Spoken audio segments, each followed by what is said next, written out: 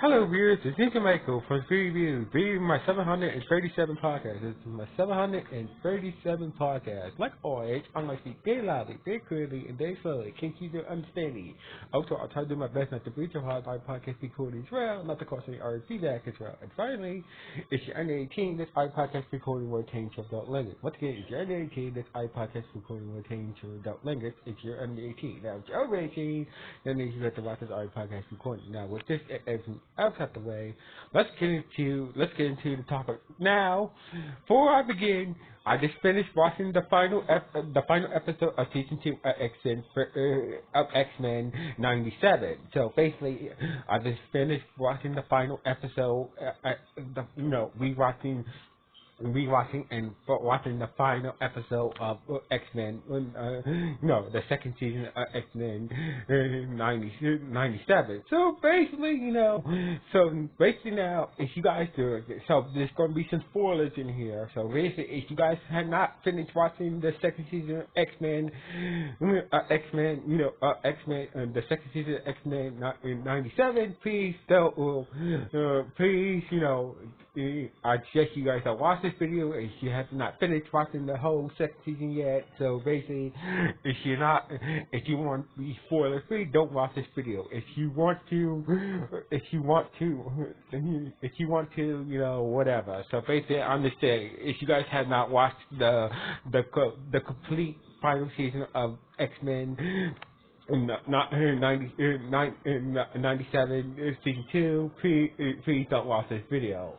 So basically, if you guys want to be spoiler free and whatnot. So basically, let's get into it. I gotta say, this was a good turnaround. Honestly, they really stepped up this second season, because the way how the first season ended on a bummer is like, god damn, how they gonna top this? How they gonna top this? So basically, once again, Apocalypse was the main bad, in this second season, and basically we got to understand Apocalypse more in this season, his upbringing and whatnot. So basically, you kind of feel sorry to Apocalypse, the time period he was born in and whatnot, him being a mutant and whatnot was not, in his time, his time period in Egypt and whatnot, being a mutant was not always good and whatnot for him. And basically, you got to really, I feel like we got to explore more character traumas in this series, like Creed for one, Graydon Creed, Nightcrawler's brother, we got to understand, he was born normal, but his father, Sabretooth did not treat him very well, because he was not a mutant and whatnot. And basically, he felt sorry to Creed, how the fact of him not being a mutant with how Sabretooth treated him, not being a mutant was really shaped his mentality to to form the friend humanity and fight against all mutants. And also we really got to see Jubilee basically do her own, kind of do her own stuff, but basically go off and do something different. So basically, we see each of the X-Men had their own different side, their own different side stories. This season to do something different, like Jubilee with X-Force, Jubilee, along with Sunfire with X-Force. We see Wolverine team up with the rest of the X people again. We see, especially when they're all sent to different time periods, we see them, in their own groups and whatnot. So basically, once again, we also got some good callbacks from past episodes, featuring this, the Exterminal episode. We got to learn more about the Exterminal, about her relationship with Apocalypse, her and Apocalypse have a thing together, Apocalypse turning that her her children, the children that had each other into his first horseman and whatnot. So basically, we got to explore that, and also we got to explore more eternal stuff in this season as well. We got to see Kang and whatnot. We got hints onslaught and whatnot, and throughout this season. So basically, a lot of people are wondering where is so basically, there's been hints that maybe they're gonna do onslaught, somewhere in the future season. So basically we just have to wait and see. So basically it's been a lot of hints about that, and also we got to dig into more about X-Force, Cable's X-Force. We got an episode of Cable's X-Force. Then we dig deeper into X Factor a little bit, but and also that it seems like Iceman might be dead. So basically, the series suggesting that Iceman is dead, but we don't know it's deceased. So basically, the series is confirming that Iceman is dead. In the second season, but we don't know that for sure. But it seems like Iceman is dead. So basically, I was hoping to see Iceman again, but he's dead. According to the second season, Iceman is dead, but we don't know that. We don't know for sure. And also we got to see Colossus again, But I was hoping, a lot of people was hoping that, since Apocalypse was the main bad of the second season, where's Mystique? Because usually every time that Apocalypse always has a grand plan, he always has Mystique by his side to help him out. So basically, a lot of people say, "Where's Mystique?" So a lot of people were hoping that the leader X Factor was Mystique, but turns out it wasn't like that. So basically, a lot of things but now, Gambit. So basically, dealing with the loss with Gambit and Gambit returning, finally got them together as a real couple. So basically, finally realizing that Gambit is his our soulmate. So basically, Ro and Gambit finally got together. Polaris and Bishop as a couple. I didn't see that coming out of nowhere. Also, we got to dive into Cable's backstory about that.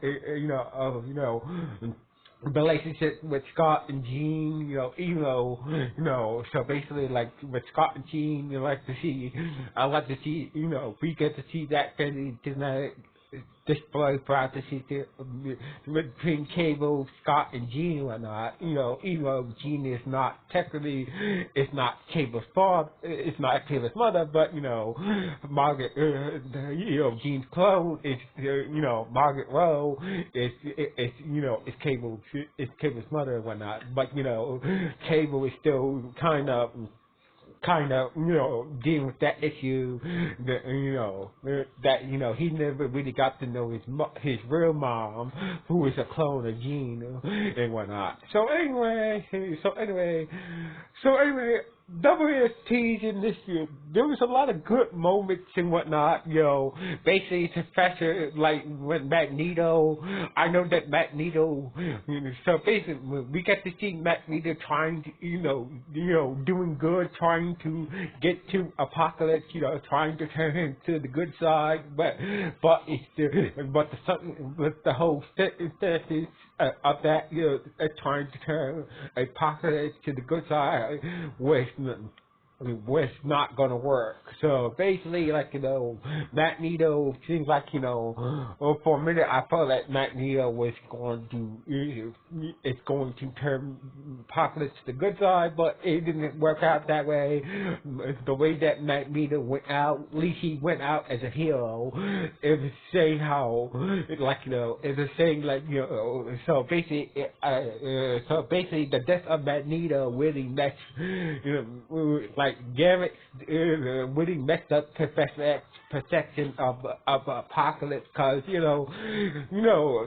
Professor X always had a clear head, no matter how bad the danger is. But watching Magneto getting killed in front of him is just like really puts Charles to the edge in that moment, and basically maybe that trauma will eventually eventually will lead to David onslaught in a future season of X-Men '97, but we just have to wait and see.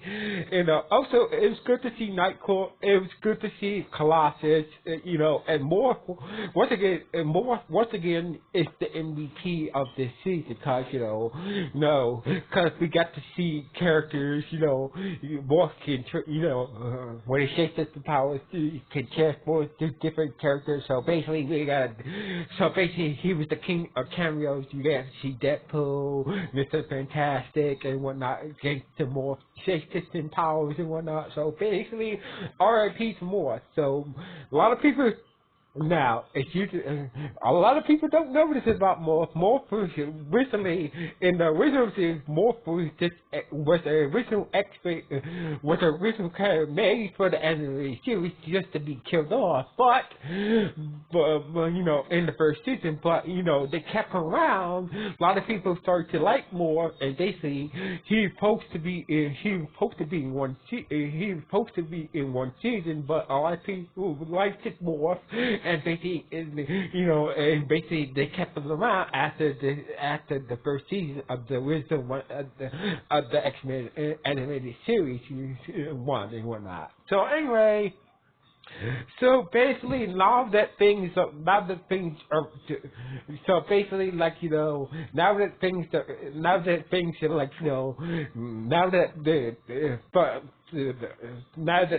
are starting to, everybody's starting to, with the defeat of the apocalypse, everybody's it seems like everybody's having a little breather time to enjoy life and whatnot. So basically, after doing some celestial nonsense with apocalypse ship and whatnot, basically Ro had the power to help defeat apocalypse by trapping him in the Jew and whatnot. So basically, this is a spoiler moment. So basically the ship that we saw in the original series, Apocalypse ship, so basically, they went to the ship and basically into the portal that, the Celestial who gave Apocalypse his events, gear and whatnot, and basically Rogue made a deal with that Celestial being, and basically she was able to track Apocalypse. Basically trap Apocalypse in a U. So basically, Apocalypse conscious is, whole mental conscious is stuck in a U, and basically engaged the cable, and basically Apocalypse is trapped in a U. But knowing Apocalypse, Apocalypse always finds a way to come back. So basically, we don't know how long that, but so basically Apocalypse is so basically getting to some ancient tech from Apocalypse ship, and the power and that help from the Celestial that helped turn Apocalypse into Apocalypse. They was able to defeat him, trapped his mind in a Jew, and basically was able to stay gamut. But it came but twice. So basically, Ro was supposed to sacrifice her life in order to save Gambit's life from Apocalypse inside his mind, but Nightcore ended up taking her place, and basically got scared. Why Nightcore? Nightcore, no! So basically, Nightcore is dead, but I gotta say, his speech about him sacrificing his life for Roe was a beautiful speech and whatnot. And also, we got some. So basically, Nightcrawler is dead. So basically, a lot of people, even though Kurt sacrificed his life still continues on. Roe and Garrett are now a couple. The X-Men have their own time to greet Nightcrawler, but at the same time move on with their life as well. So basically, and also, that's the good part right there. So basically, they defeated Apocalypse. All the people they defeated Apocalypse. But Nightcrawler is dead because he sacrificed his life to only say, well, from sacrifice her life from saving Garrett from Apocalypse. So basically, it gets even worse. Creed is now the president of the United States. Oh my fucking God. So basically, that Kenny, something that, our nightmare, that Great Creed, Nightcrawler's father, half-brother, is now the president of the United States. And also, we finally get to see Mystique, being the next being the next major villain for season 3. So Mystique, we get to see Mystique in the final episode. So basically, she's going to be the main villain of season 3. So basically, Mystique has always been that, Don't get me wrong. In the original series, Mystique always played a major part throughout the major arcs in the original X-Men animated series, but she was not with it. She was always that, she was always that, side villain, or kind of a side villain, but we never really get to see her as a main villain. So basically, I can't wait to see how how Mystique being a major threat to the X-Men and basically the government and whatnot, and basically what she's gonna do once she finds out that Nightcrawler is dead and whatnot, and what she's gonna do to her son, Grady Creed. Grady Creed is her son. So basically, I can't wait to see what she's gonna do. Finally being a main villain for season 3. So anyway, so basically, once again, this was a good solid second season of X-Men 97. So anyway, what do you guys think about this about the second season of X-Men 97? Good, bad, or just okay? Please let me know what the comments below. Anyway, starting off with screen reviews. 1.